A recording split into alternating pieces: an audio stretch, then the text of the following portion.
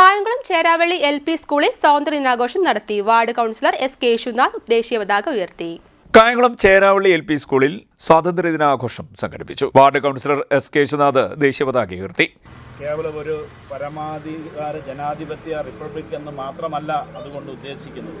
നമ്മുടെ രാജ്യത്ത് മതേതര ജനാധിപത്യവും നമ്മുടെ ഫെഡറലിസവും ഒക്കെ സംരക്ഷിക്കപ്പെടേണ്ട പോലെ തന്നെ നമ്മുടെ സാമൂഹികമായിട്ടുള്ള സാമ്പത്തികമായിട്ടുള്ള എല്ലാ അസമത്വങ്ങളും ഇല്ലാതാക്കിക്കൊണ്ട് ഇന്ത്യൻ ഭരണഘടനയെ അതിൻ്റെ പൂർണ്ണമായ അർത്ഥത്തിൽ അതിൻ്റെ എല്ലാ വശങ്ങളെയും ഉൾക്കൊണ്ടുകൊണ്ട് വേണം നമ്മുടെ ഈ ജനാധിപത്യ പരമാധികാര ഫെഡറൽ സ്റ്റേറ്റ് എന്ന നിലയിൽ നമ്മുടെ രാജ്യം മുന്നോട്ട് പോകേണ്ടത്.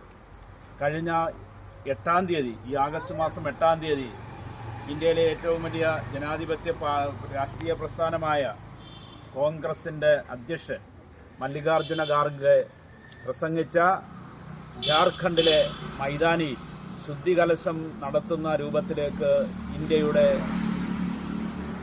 മതേതര വിശ്വാസത്തെ കളങ്കപ്പെടുത്തുന്ന ജാതീയമായിട്ടുള്ള അല്ലെങ്കിൽ അത്തരത്തിലുള്ള കാര്യങ്ങൾ നമ്മുടെ രാജ്യത്തെ മതേതര സങ്കല്പങ്ങളെ വ്രണപ്പെടുത്തുന്നതാണ്.